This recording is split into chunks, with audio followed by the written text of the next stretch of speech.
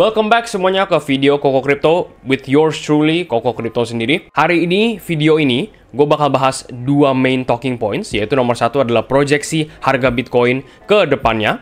Ya, nomor dua yang mau gue omongin untuk video ini sekaligus jadi topik utama adalah bahas berita kripto yang terjadi di minggu ini atau satu minggu terakhir inilah basically. Gue bakal kasih beberapa news, ada yang bullish, ada yang juga bearish juga nih. Ada satu teori yang mau gue kasih tahu di akhir video ini. Satu teori dari satu orang ya yang ngejelasin, yang ngasih tahu kita kalau mungkin aja nih durasi bull market yang kita experience itu ternyata jauh lebih sempit daripada yang kita kira.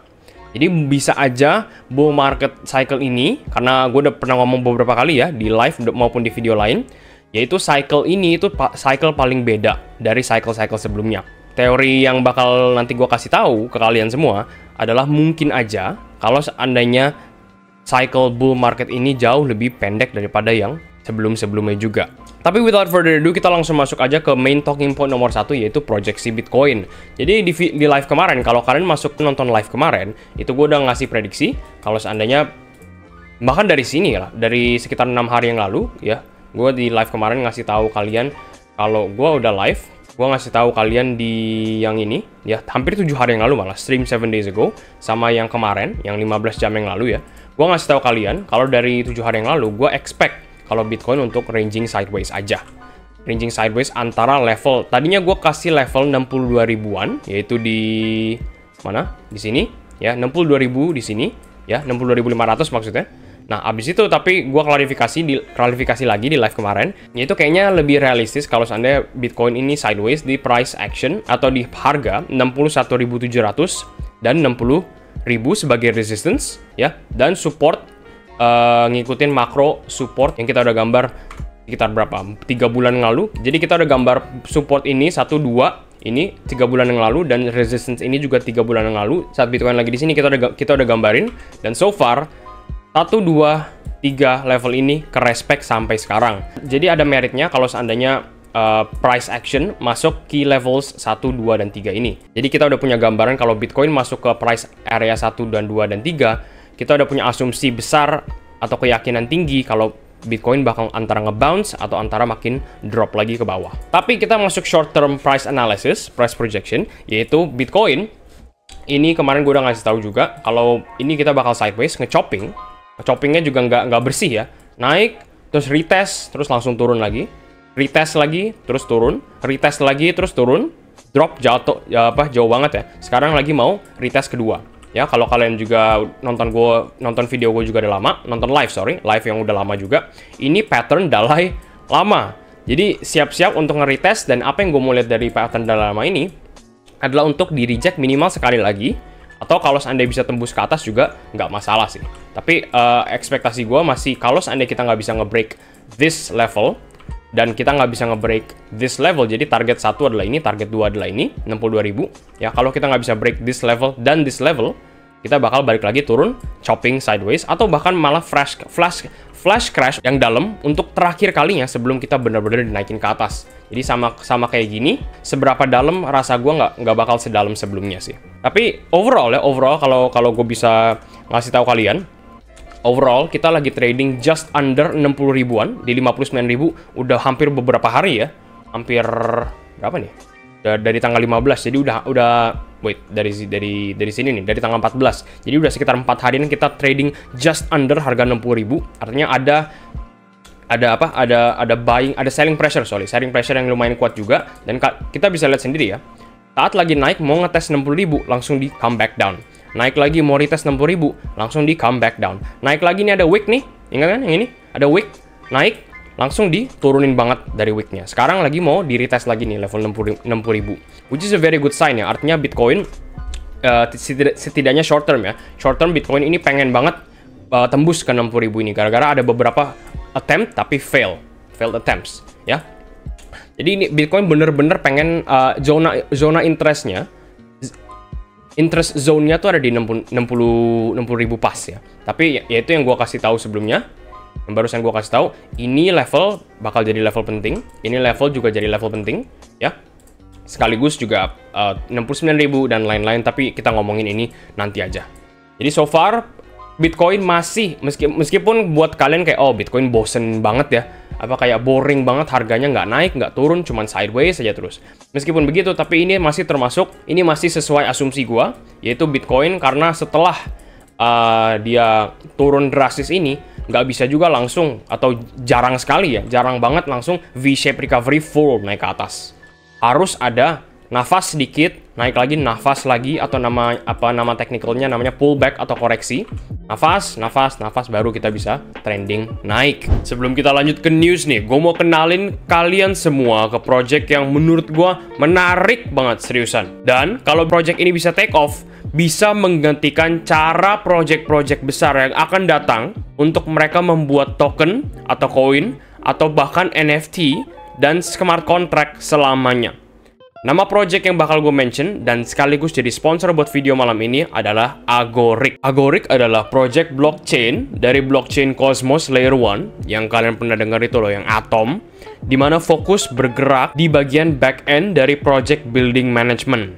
Ya, ini fokus di bagian belakang, di behind the scenes dari project-project yang bakal datang, yang akan datang atau yang udah datang. Timnya memiliki visi untuk merubah cara developers menghandle smart contract dengan cara membuat multi-chain dan cross-chain compatibilities dan interoperabilities agar bisa diprogram oleh semua developer tanpa perlu belajar bahasa pemrograman yang nggak jelas. Contohnya kayak Solidity, yang cuma dipakai sekali setahun atau 2 kali setahun, yang nggak ada implikasi ke dunia kerja sama sekali. Maksudnya apa kok? Ini gue jelasin ya. Kalian misalnya mau bikin token baru atau NFT baru nih, tapi kalian nggak bisa coding.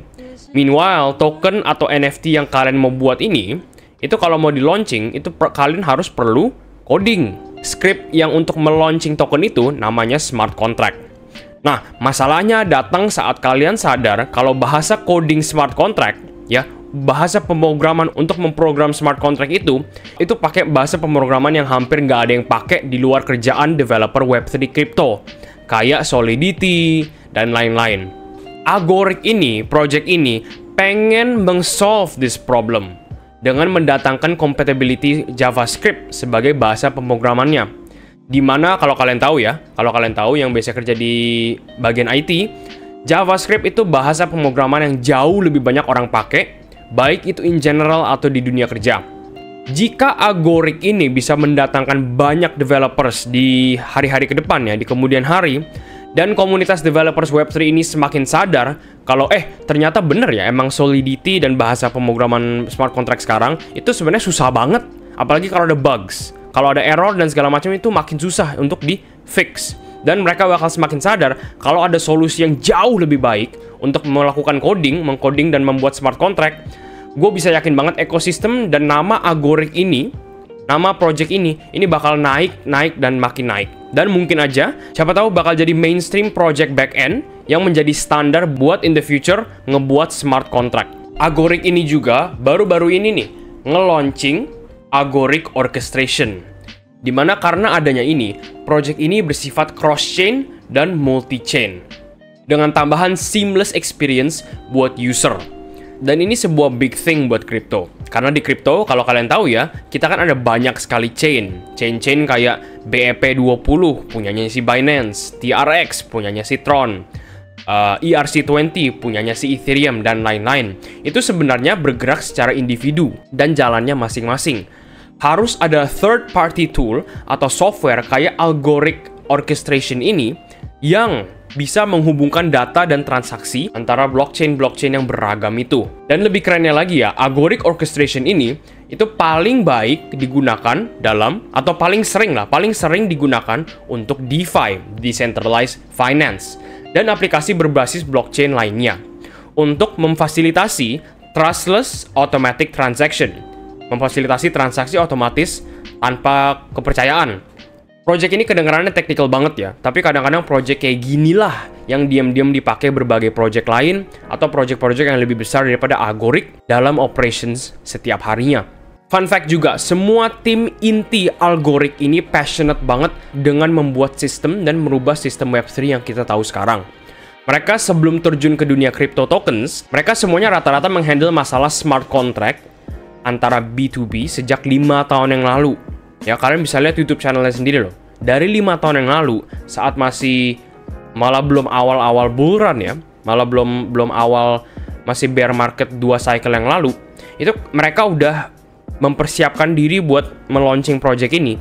Dan baru-baru ini aja nih, mereka kalau baru ngeluarin token yang bisa di-trade. Belum pernah ada project yang gue tahu yang pengen mengubah cara kita menggunakan smart contract dan ingin menggantikan bahasa pemrograman untuk smart contract itu tersebut. Dan bisa dibilang ini adalah the first of its kind ya. Dan potentially the first of many projects yang akan punya narasi yang sama. Yaitu project yang muncul dengan intention, dengan visi untuk bergerak di backstage, di layar belakang. Ticker dari token Agoric ini bernama Build Token atau BLD. Dan sekarang token ini trading di berbagai tempat ya. Kalian bisa lihat sendiri di sini ada Osmosis, kalian bisa trading langsung on-chain, on-chainnya si Cosmos. Atau kalau kalian main checks, nih langsung. Inilah kenapa gue suka banget Gate.io ya. Koin-koin obscure yang hampir nggak ada yang ngomongin nih, yang under the radar, yang undervalued, Gate.io masih ngelisting. Nah, salah satu project yang bener-bener udah kelihatan, udah kalian bisa pakai sekarang adalah Calypso. Calypso ini itu dibikin fully dari Agoric. Dan yang tadi gue udah bilang, mungkin aja Calypso ini bakal jadi the first of many contoh ya, orang-orang yang mau bikin project dan bisa bikin project dengan coding, tapi solusinya tuh nggak ada atau solusinya tuh terlalu susah.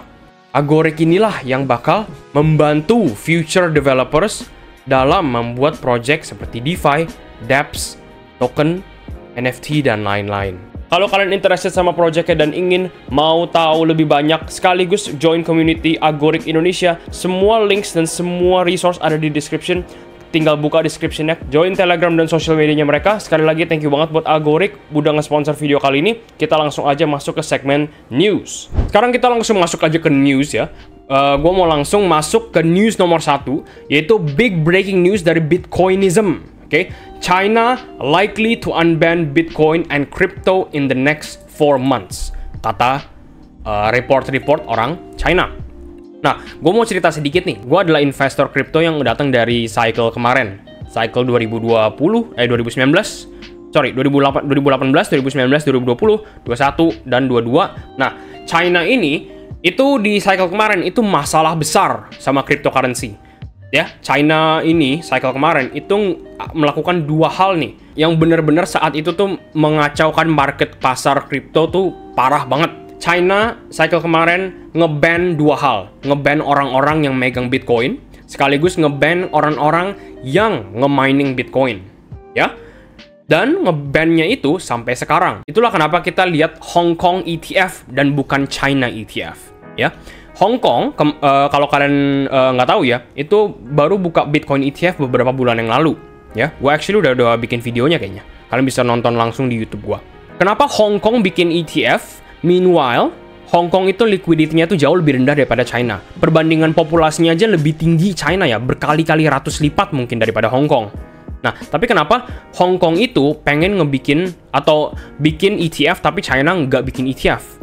Kenapa nggak sekalian aja China jadi salah satu super power besar dengan liquidity besar untuk bisa menaikkan harga Bitcoin ini menjadi jadi tinggi banget lah yang penting, ya kan? Kenapa alasannya? Alasannya apa? Kenapa China nggak mau bikin ETF? Yaitu gara-gara ini. Gara-gara China dari cycle kemarin, bener-bener dari cycle kemarin ya, hampir 4 tahun yang lalu, itu nge-banning Bitcoin. Masyarakatnya nggak boleh megang dan nggak boleh mining. Sampai sekarang. Ada rumor sekarang, China likely to unban Bitcoin and crypto in the next 4 months. Kalau seandainya rumor ini bener ya, dan udah banyak yang ngomongin sekaligus udah dibahas news outlet yang serius, kayak misalnya Fox News, kayak misalnya Bloomberg, dan lain-lain. Kalau seandainya beneran, China ini bakal nge-unban Bitcoin, that means, artinya bakal ada inflow atau liquidity dengan volume besar banget ya, besar sekali yang datang dari China. Gara-gara kita semua tahu ya, populasi terbesar ya di dunia ini ya, populasi terbesar itu ada di China. Jumlah masyarakat, jumlah populasi terbesar dalam satu negara ya, populasi terbanyak di dunia itu ada di China. Dan bayangin aja, populasi yang 3,5 miliar itu kalau nggak salah, atau hampir 4 miliar kayaknya, gue lupa angkanya berapa ya. Bayangin aja 1%, 2% itu nge-invest ke Bitcoin.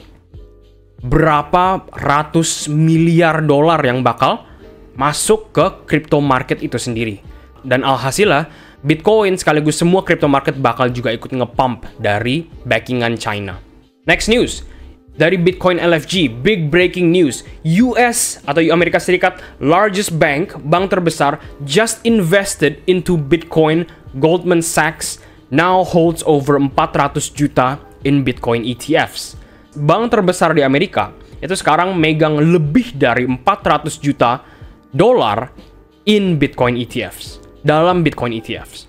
Ya, that's insane. Bayangin aja umpamanya, gue udah ngasih tahu umpamanya di live, tapi bayangin aja umpamanya kalau seandainya di Indonesia, bank terbesar di Indonesia adalah BCA. Bayangin aja BCA masukin 400 miliar dolar.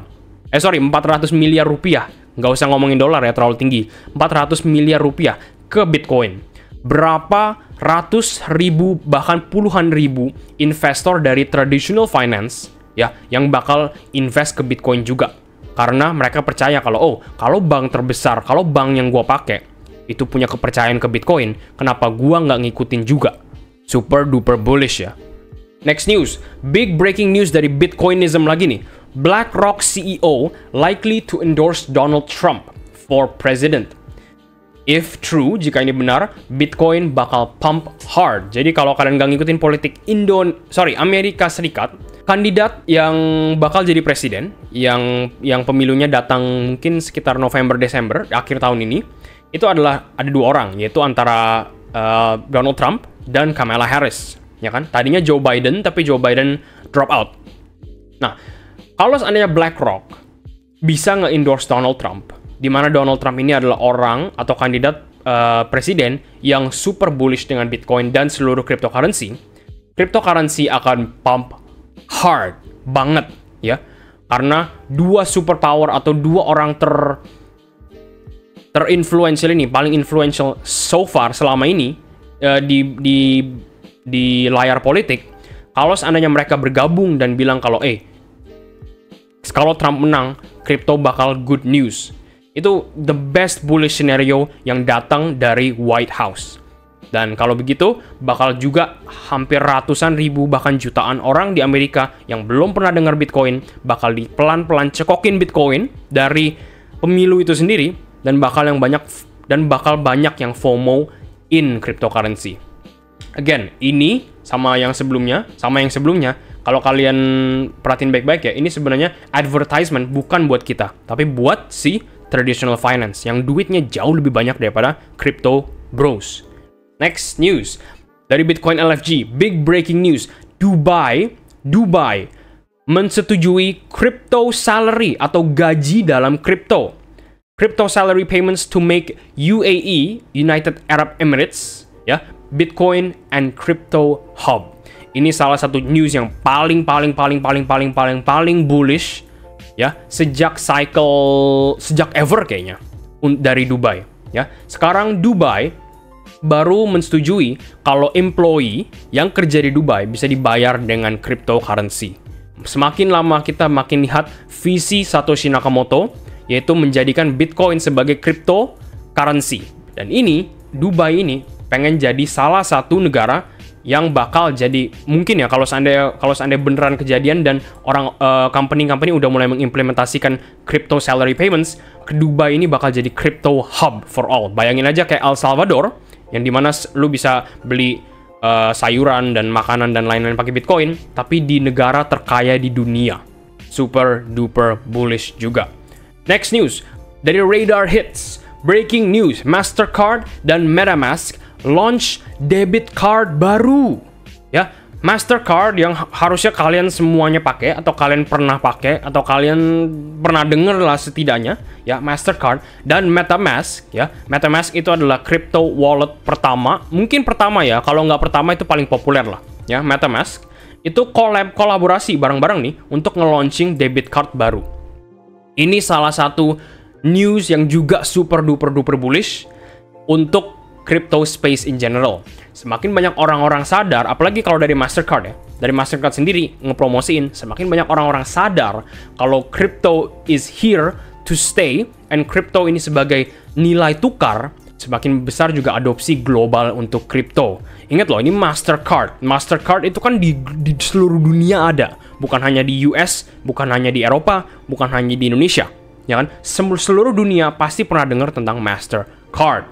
Ya, jadi ini mereka launching debit card baru untuk crypto, itu super duper bullish banget ya.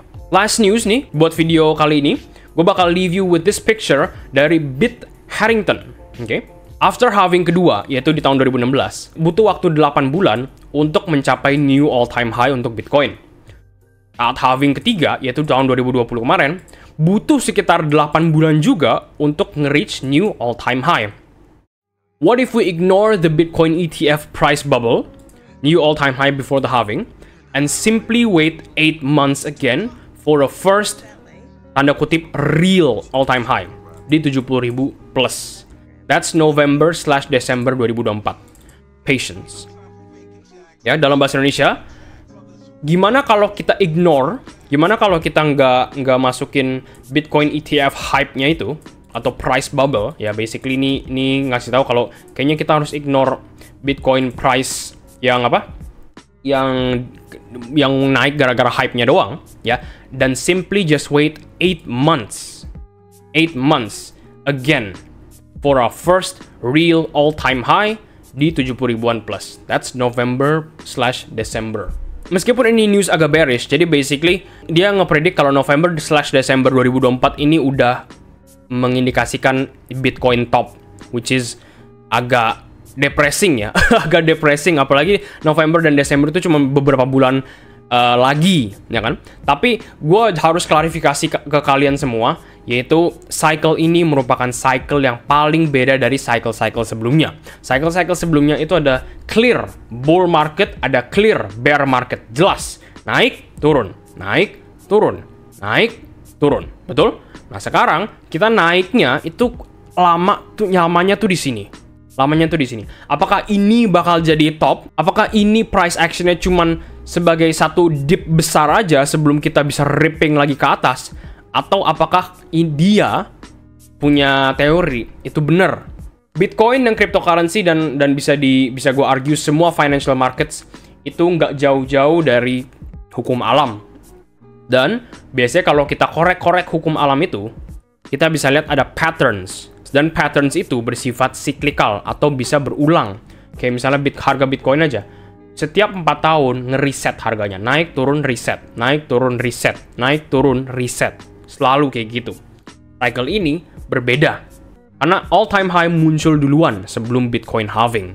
Dan itu mungkin jadi salah satu faktor di mana teori ini bisa salah. Tapi gue mau denger teori kalian. Kalau kalian punya teori yang lebih bullish atau lebih bearish atau lebih netral, taruh teori kalian di komen dan gue bakal bales satu persatu ya. I really wanna know how you feel about this ya. Tapi proyeksi gue, personally kalau kalian nanya gue, proyeksi gue masih sama. Bitcoin ke 150.000, kalau bisa 150.000, target gue 200 atau 180.000. Dan kita pelan-pelan, take one day at a time. Gue juga terus terang nggak tahu paling tinggi bisa berapa. Yang pasti adalah gue tahu bear market bakal mulai kapan. Gue bisa yakin dari semua orang yang nonton, hampir mungkin setengah atau lebih portofolio kalian tuh merah. Dan kalian pasti pernah pikir, gue harus cut loss nggak ya? Gue harus jual rugi nggak ya? Dan lain-lain. Video ini bakal ngejelasin kenapa sebagai retail kita jangan dan harus nggak pernah cut loss. Klik video ini buat belajar lebih lanjut, and I will see you there.